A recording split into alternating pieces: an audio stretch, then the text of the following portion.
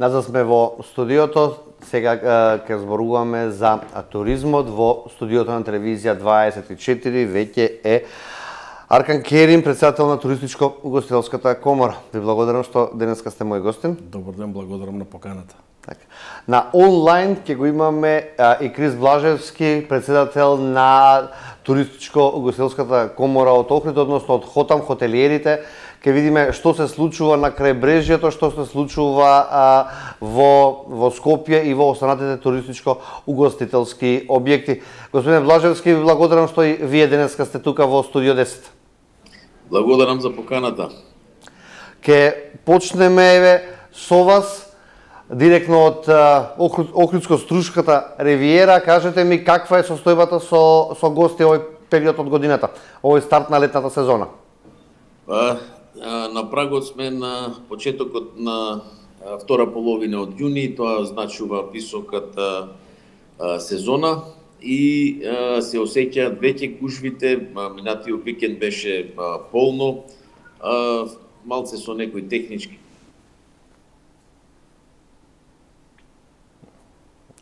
Тем да не му звони некој изглед.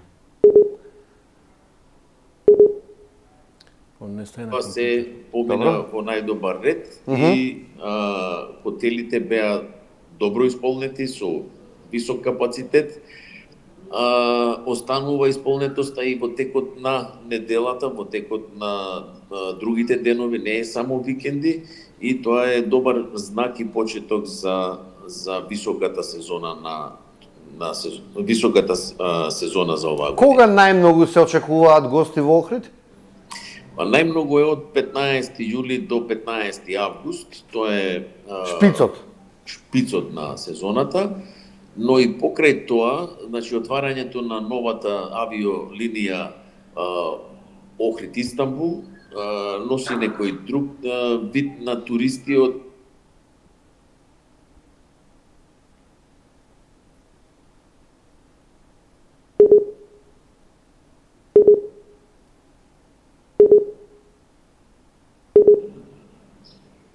значи се прекина за секунда. Значи од Турција добиваме друг тип на гости кои се присутни, земаат рентакар од Охридскиот аеродром и се движат низ Мак.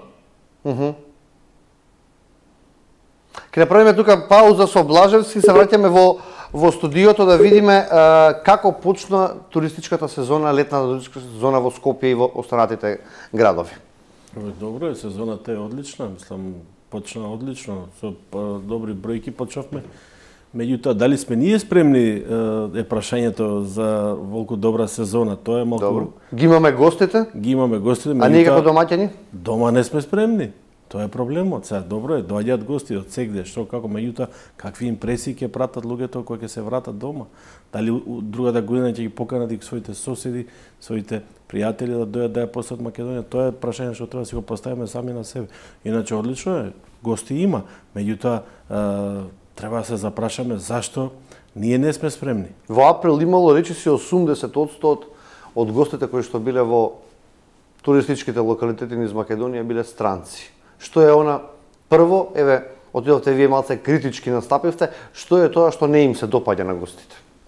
Не, тие гости не дека не им се допаѓа, тие гости значи дојдоа во празните месеци за Македонија, буквално речено, тие дојдоа со повластени цени, со повластени туроператорски пакети и добро е за поздравување, ги наполнија капацитетите. Меѓутоа, импресиите, каде ја грешиме работата? Па се видите, прво треба да се запрашаме дали градоначалниците по градовите ги чистат своите градови. Нека прошетаат, нека искочат од својата канцеларија, нека отидат да ги видат плоштадите, нека ги видат главните артери кај што вртат туристите, дали е чисто, дали не е. Ако е чисто, тоа ќе им се извинам. Меѓутоа, минатата недела имав гостинка на турскиот председател сопругата Бродчетка и однесо кај Камени мост да ја сликам.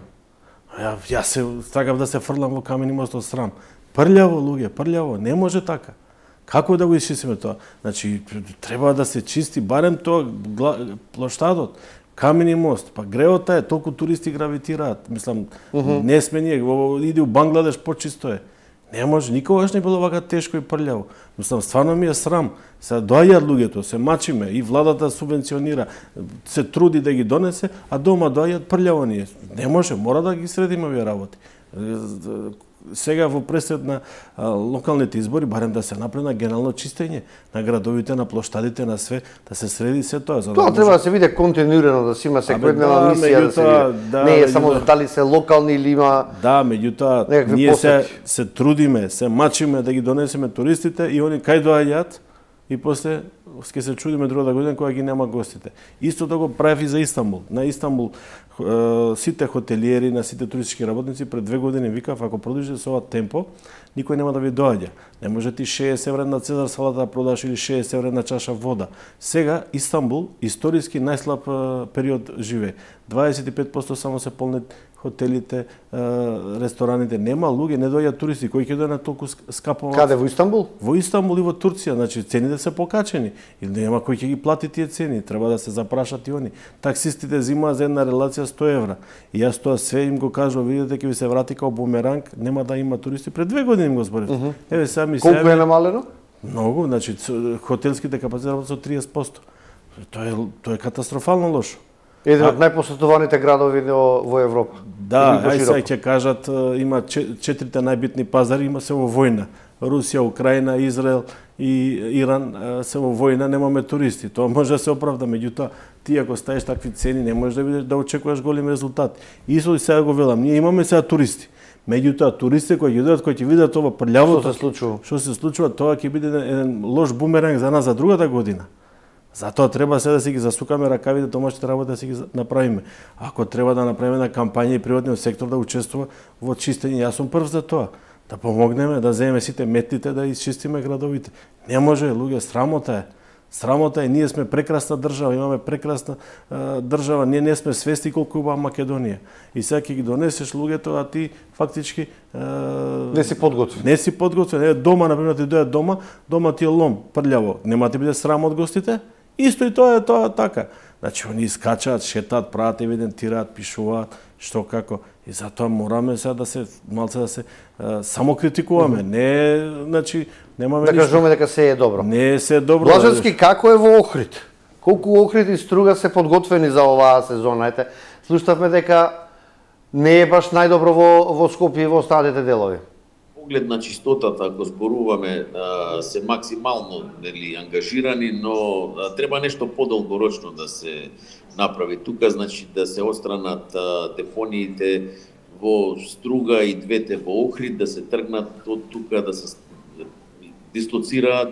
Тоа е една поголема инвестиција и да се зголемат буџетите на комуналните институции, како би можеле да не само центарот да го исчистат, него да се чисти све наоколу. За тој капацитет со тие вработени што ги имаат во моментов, може да кажеме дека тоа е некој максимум што можат да извлечат. Дали треба повеќе? Да, секако дека треба. Тие диви депонии ни се најголем проблем што по крајбрежјето се наоѓаат, исто така што тоа не смее да се деси, но тука се малце виновни инспекцијските служби, полицијата и така натаму. Полицијата не е само да казнува автомобили и коли што поминуваат, него може и да застанат и да приведат некои од тие такви особи што фрлаат секакви ѓубрива по патота, се очигледни, се гледаат.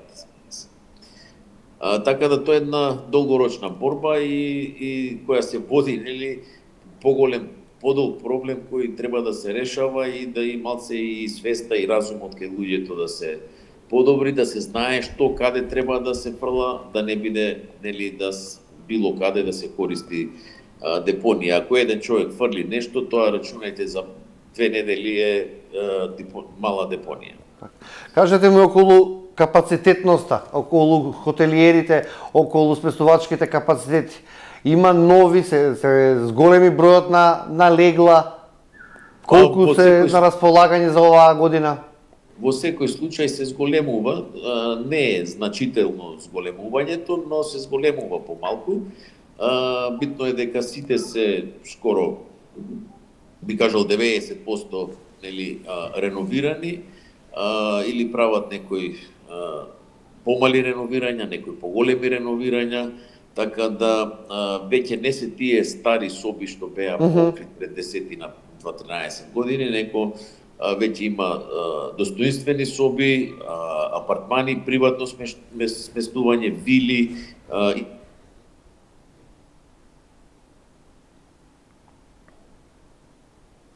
Имаме некои мали технички проблеми, меѓутоа тоа се решава забрзо.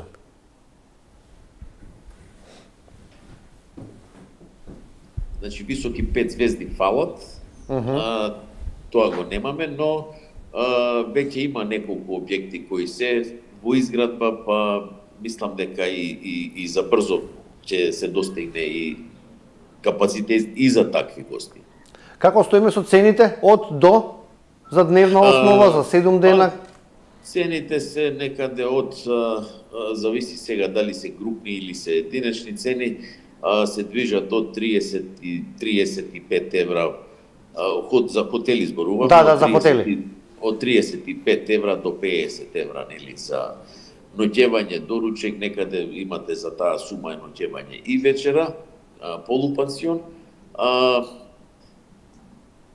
Има некои апартмани што се поскапи, но тоа цената за нив е по апартман и така да таму се сместуваат цело семејство и цените пак ќе дојдат по особа од прилика на овие средни цени што ги кажав. Ке се вратиме сега во студиото, а потоа ќе ве искористам и околу персоналот, еден од најголемите проблеми и предизвици кои што треба да ги има туризмот. Што се случува со сместувачките капацитети во Скопје?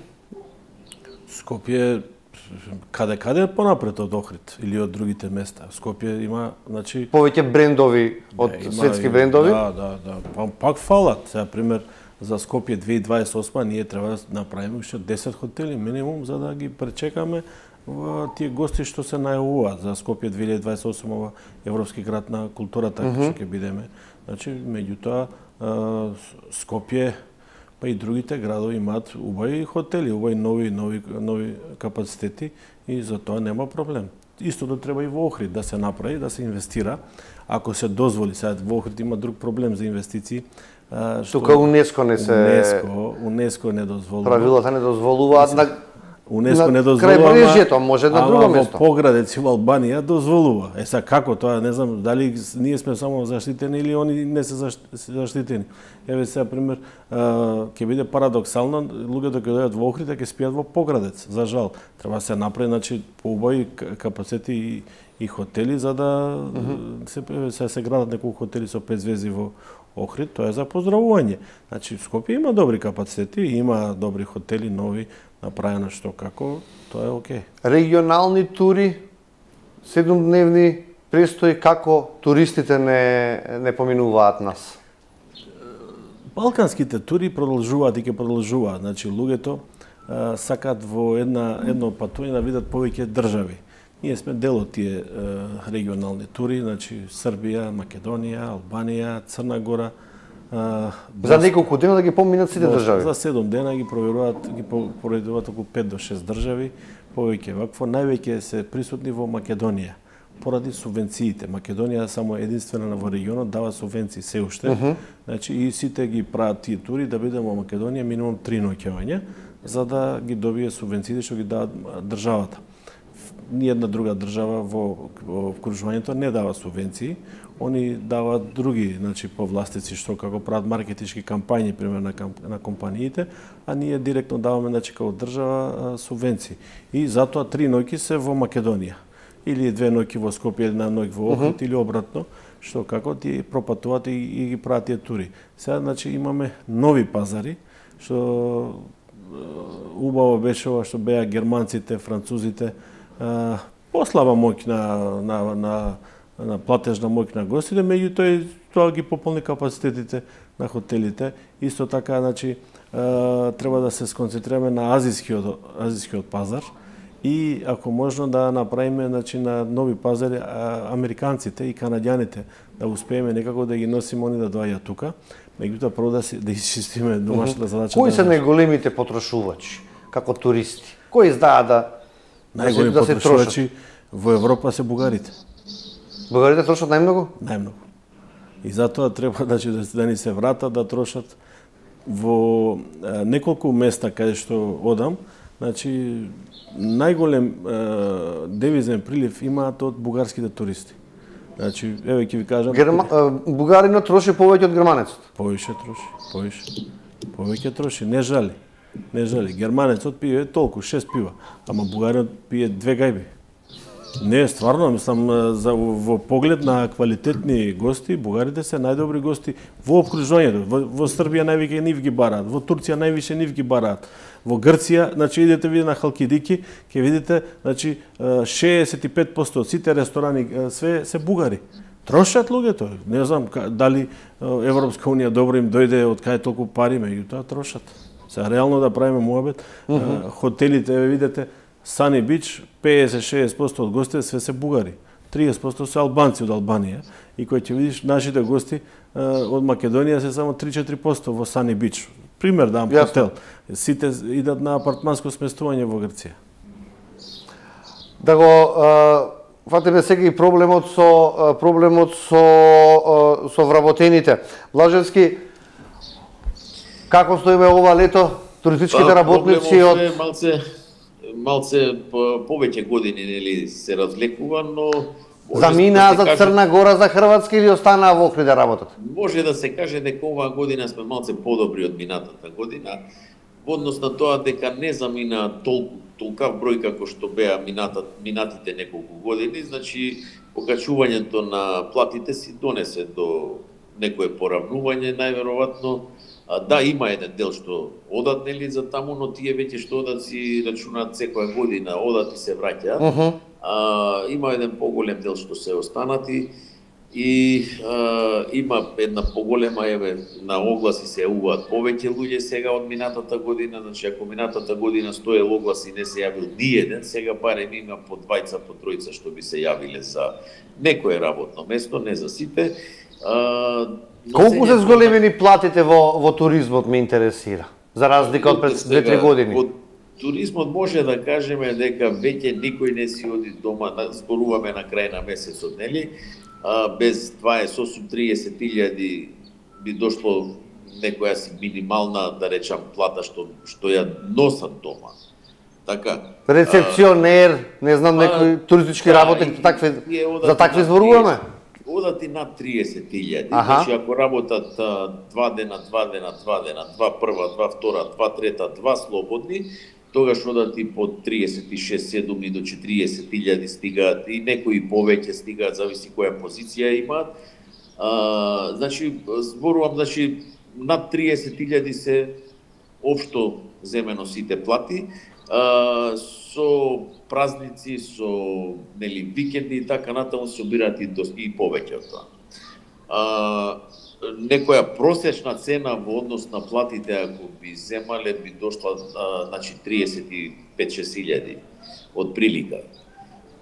Значи зборуваме сите кога би се ставиле во еден просек. Така, тоа зборев, просечна плата ме интересираше колку е порасната. Така да, знаете како се останува професионализмот во индустријата, значи добиваме многу вработени кои немаат искуство или кои за прв пат доаѓаат од некоја друга индустрија, се запослуваат или во туризмот и почнуваат да учи. Добиваме деца млади кои немаат искуство, едноставно, нажалост школите за угостителство ни се празни, нема што да се повлече, тоа пред 13-15 години беше друга приказка, добивавме некои какви такви ученици, студенти, нели, кои доаѓаа на пракса, по едно 15-20 дена мораат да бидат на пракса и дел од нив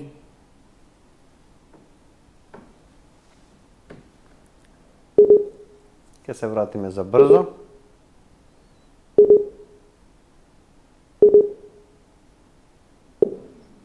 Директно добиваме деца на некоја возраст од 16 на години кои доаѓаат и почнуваат да учат да работат. Значи, неколку пати сме побарале во однос на тие работни односи, да тие деца бидат ослободени од било какви давачки, како нивната плата би изгледала малце пореална, да кажам, не само 24.000, него да може да земе нешто повеќе, како дете и студенти да може да ги искористи тие средства за понатамошно школување и така натаму. Се чувствува, ајде, завршете мислата. Мислам, во однос на работници, нешто се донесоа работници од Непал и од некои други држави. Тие минатата година бевме многу погодени што поголем дел од нив си дојдоа и одма заминаа. Значи тие беа со таква цел, но оваа година е малце подобрено, значи тие што дојдоа, останаа, не си отидоа. Пополнуваат некои работни места, веќе има доста објекти кои имаат по неколку такви вработени и кои си извршуваат должноста, нели? Како што треба, како што се очекува од нив. Сивата економија е една од болките во туризмот. Како се справувате со сивата економија, со нелојална конкуренција? Секогаш била, но ние лично како работодавачи не можеме да се справиме со тоа. Значи, тука постојат институции кои треба да се справуваат на тоа. Очигледно се гледа дека тие институции, не би рекол дека баш доволно ја исполнуваат таа задача. Може да биде подобро и да се решаваат многу подобро тие проблеми.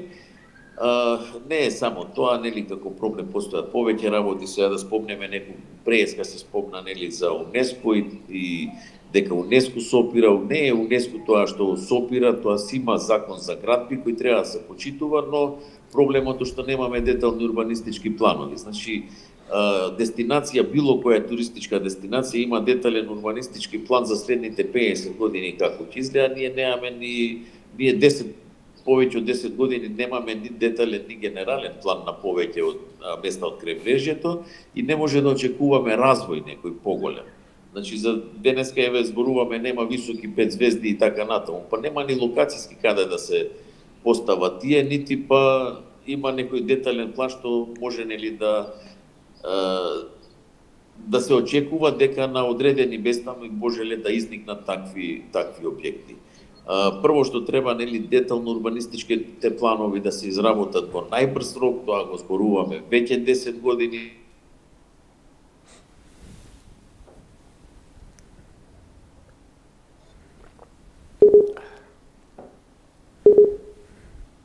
Ќе му дозволиме на Блажевски да си ја заврши. Не знам и до каде. Ајде, продолжете. Друго што треба, нели, што спомнавме претходно беше со ѓубрето, решавање на тоа и конечно таа инфраструктура, влезот на Охрид не може да биде влез на Охрид 35-45 минути само да се влезе во Охрид.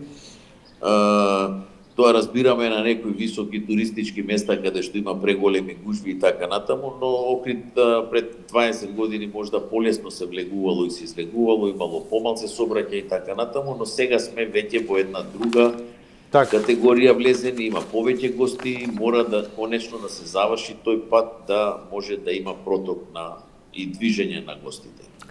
Блажевски, јас овде ќе ви се заблагодарам за ова ваше учество во емисијата. Ви посакувам убава летна туристичка сезона, успешна пред се, што повеќе домашни и странски гости, па би се слуштале негде на почетокот на идната сезона, кога ќе почнат емисиите, да направиме една ретроспектива, еден сублимат на туристичката сезона, како ја поминавте. Ви благодарам многу и ве очекувам да се видиме некаде по крајбрежјето, секако, Бискострушкото крајбрежје. Секако. Ви благодарам уште еднаш. Убав ден да имате. Пријатно. Да го довршиме овој разговор овде во студиото, спомнавме и сивата економија, спомнавме уште неколку проблеми кои што и предизвици кои што треба да ги решава туризмот.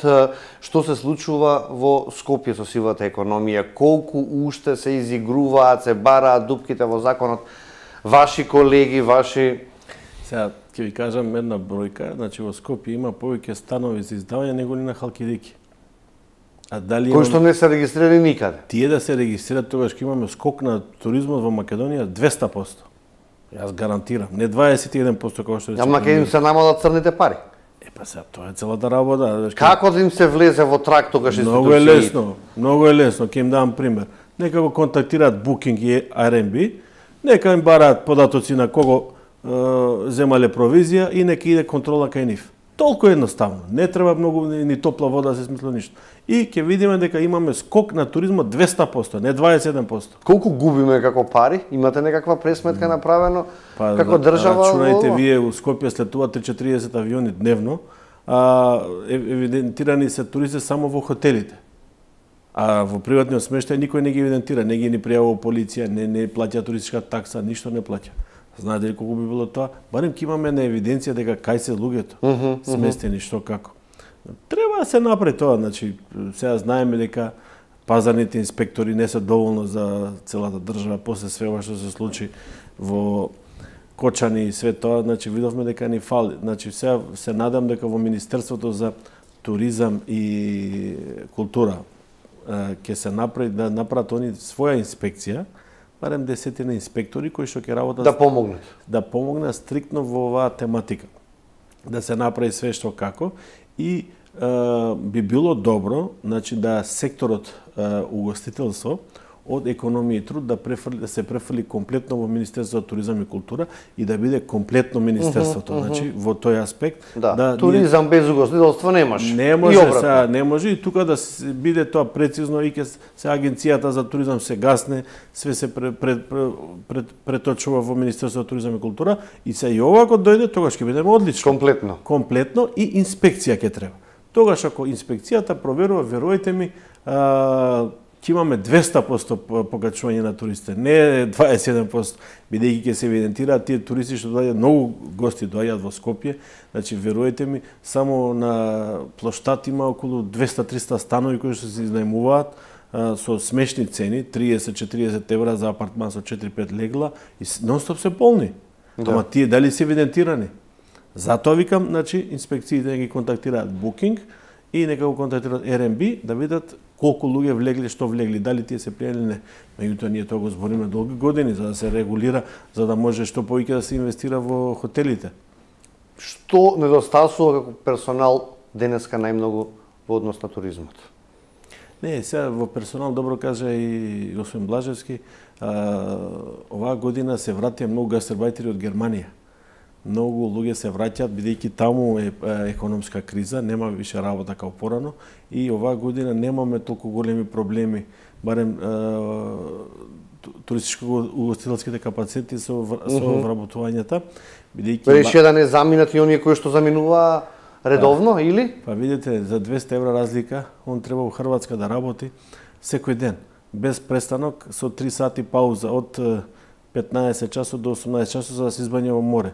Отидоа лани се измори и не отидоа оваа година. Моја проценка е дека затоа и меѓутоа има и голем број на гастербајтери наши што беа заминати во Германија со години се враќаат во Македонија бидејќи сепак сватија дека таму е потешко од тука. И големите економски проблеми што ги има Германија за жал се директна последица за враќањето на луѓето. И оваа година е по-релаксирано. Например, лани преклани беше главна тема вработување, оваа година не. Оваа година ни е чистотата. Така. Ако 500 евра просечна плата на туристички работник е во Охрид, во Скопје колку е? Видете, во Скопје, во еден ресторан, еден келнер зема 1200 евра плата. То со бакшиш? Без бакшиш. 1200 евра. Со бакшиш ако стаеш стига до 2000 евра. Тоа, значи, како да ви кажам, се намали бројот на ресторани во Скопје и во другите градови, меѓутоа пораснаа цените, со порастувањето на цените се покачи и платите. И луѓето си остануваат тука, нормално. Значи, како да ви кажам, еден министер со еден келнер има иста плата. Значи, ова со 1200 стварно не ми е познато. Па сега, ако е така, кажам директно и индиректно, значи 1200 без 1200 евра не можеш да најдеш добар келнер. 2000 до 2500 денари има дневница, основна дневница. Па нема таа готвачите не земаат повеќе? Готвачите земаат многу повеќе. Стига до 2000. Добрите готвачи 2500 евра земаат.